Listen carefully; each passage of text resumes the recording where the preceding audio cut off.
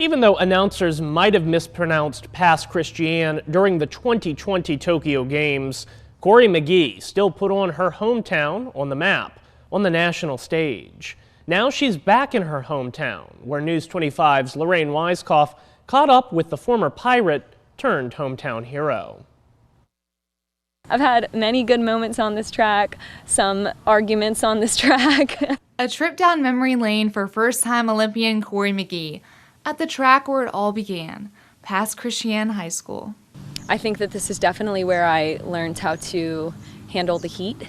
The track was black when I was in high school, and I would often come out after school at 4 o'clock or something after eating a foot-long Subway sandwich, and a lot of times that didn't end well.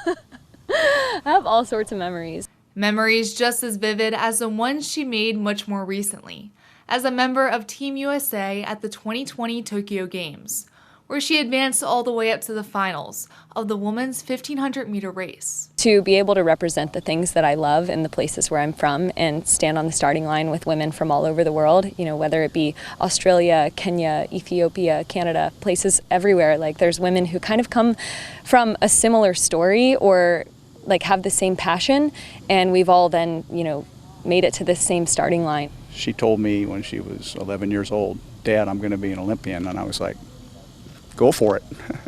So she did it, so fantastic. Armed with a one-track mind, Cory didn't just go for it, she made it. As a silver medalist in the Olympic qualifiers in Eugene, Oregon, Cory ran a personal best 4 minutes and 67 hundredths of a second, but it was in that moment that time stopped. My dad was there watching because we were allowed to have spectators in Oregon, but he reached down and handed me the phone, and Shannon, Devin, and Regan were on FaceTime, and I ran the victory lap with them on the phone. If anyone could understand the pressure of those moments, it's her 3 sisters, all of which ran track in both high school and college.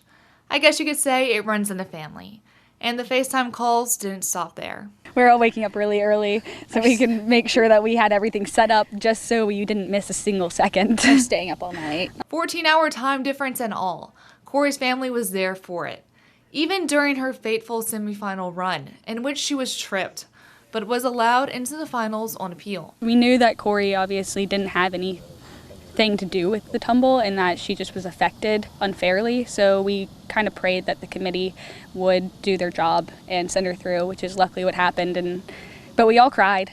Yeah, I think immediately. Just, I think all praying she wasn't injured. There wasn't any long-term damage. I mean, hitting the track as hard as she did. I told her, I said, "Cory, you ran a 4:10 1,500 meter after rolling around on the track for probably 10 seconds. So you had a sub-4 then, and then to come back 2 days later and run in the final and run a 4:05.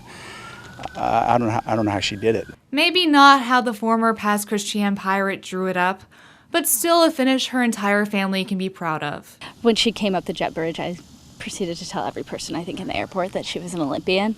And everybody in the airport was crying, and I was like, "Yeah, she just got home from the Olympics." I was like, well, you have to make it a big deal. I mean, it's how often do you get to yell that your sister's an Olympian? And Cory isn't done yet. Now just 3 years away from trying to punch her ticket to the 2024 Olympics. When I first got to Tokyo, I wasn't thinking that far ahead. But once I went to the closing ceremony and they raised the French flag, I just thought, here we go. For News 25, I'm Lorraine Weiskopf. McGee was injured during her tumble and will be recovering for the rest of the 2021 season.